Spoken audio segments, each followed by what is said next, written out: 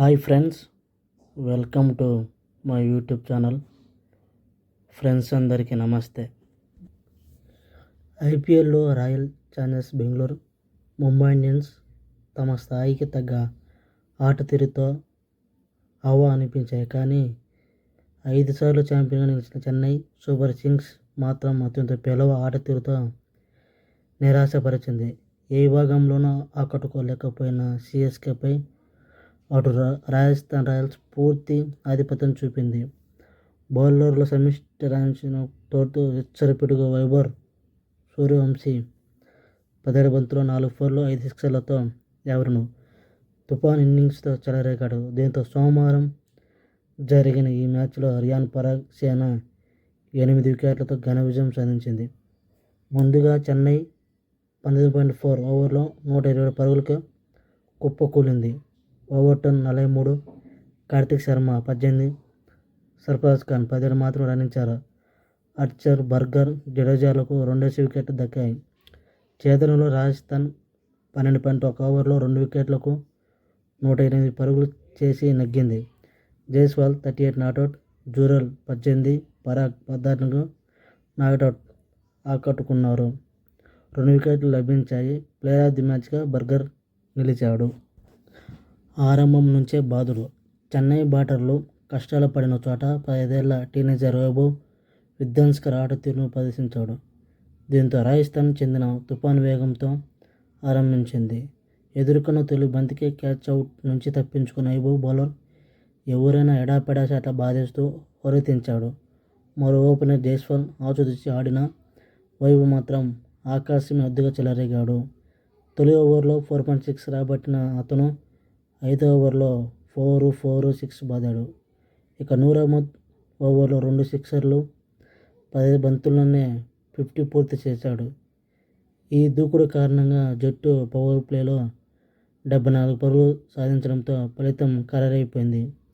వైభవ్ను out చేయడంతో అవి తొలి వికెట్కు 35 బంతుల్లో 75 పరుగుల భాగస్వామ్యం ముగిసింది. ఆ తర్వాత వచ్చిన ధ్రువ జురేల్ ఉన్న కాసేపు జోరు చూపాడు.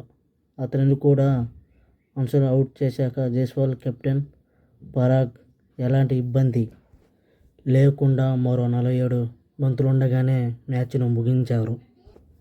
ఓవర్టన్ ఒక్కడే. మ్యాచ్ ఆరంభానికి ముందు వర్షం కురవడంతో రాజస్థాన్ టాస్ గెలవగానే ఫీల్డింగ్ ఎంచుకుంది. తమ కెప్టెన్ నిర్ణయాన్ని రాయల్స్ బౌలర్లు ముమ్ము చేయలేదు. పిచ్ నుంచి తోడ్పాటు లభించడంతో సిఎస్కే బ్యాటింగ్ ఆర్డర్ను పదునైన బంతులతో వణికించారు. దీంతో టపాటపా వికెట్లు కోల్పోయిన చెన్నై పరుగుల కోసం చెమటోడ్చింది. చివర్లో ఓవర్టన్ పోరాటం కాస్త పరుగు కాపాడింది. ముఖ్యంగా పేసర్లు బర్గర్, ఆర్చర్ ఖచ్చితమైన బంతులతో ఆరంభంలోనే దెబ్బతీశారు. వారి జోరుకు ఎల్లో జెర్సీలో తొలి మ్యాచ్ ఆడిన ఓపెనర్ సంజు శాంసన్ 6కు నిరాశ ఎదురైంది.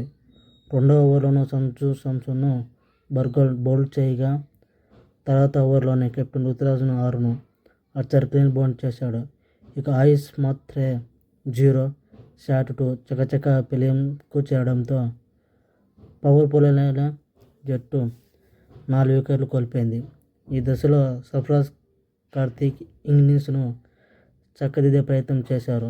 ఆత్మవిశ్వాసంతో కనిపించిన సర్ఫరాజ్ 2 ఫోర్లు 1 సిక్సర్తో ఆకట్టుకున్నాడు. అయితే 8వ ఓవర్లో జడేజా సిఎస్కే వెన్ను విరిచాడు. సర్ఫరాజ్తో పాటు హిట్టర్ శివం దుబే 6ను పిలియంకు చేర్చాడు.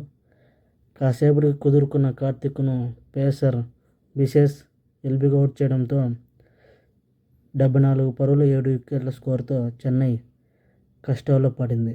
దీంతో జట్టు స్కోరు 100 దాటడం కష్టమే అనిపించింది. కానీ ఇది 8వ నెంబర్ బ్యాటర్ ఓవర్టన్ పట్టుదలతో క్రీజులో నిలిచాడు. ఓవైపు వికెట్లు పడుతున్నా నిలకడగా ఆడాడు. అతడికి అన్సెల్ 7 నాటౌట్ నుంచి సహకారం లభించక స్కోర్ 120 దాటింది. చివరి వికెట్కు ఈ జోడీ అత్యధికంగా 30 రన్స్ అందించడం విశేషం. రాజస్థాన్ రాయల్స్ ఓపెనర్ వైభవ్ సూర్యవంశీ 15 బంతుల్లోనే హాఫ్ సెంచరీ చేశాడు. 4 ఫోర్లు 5 సిక్సర్లతో 52 అవుట్ అయ్యాడు. రాజస్థాన్ తరపున రెండో పాసెస్ 15 బంతుల్లోనే 50 పూర్తి చేసిన వైభవ్ జైస్వాల్ 13 ముందున్నాడు. 277 మ్యాచ్ల తర్వాత ఐపీఎల్లో చెన్నై జట్టు ధోనీ, రైనా లేకుండా బరిలోకి దిగడం ఇదే తొలిసారి. ఈ మ్యాచ్లో చెన్నైను ఓడించి రాజస్థాన్ రాయల్స్ వైభవంగా ఈ మ్యాచ్ గెలిచారు.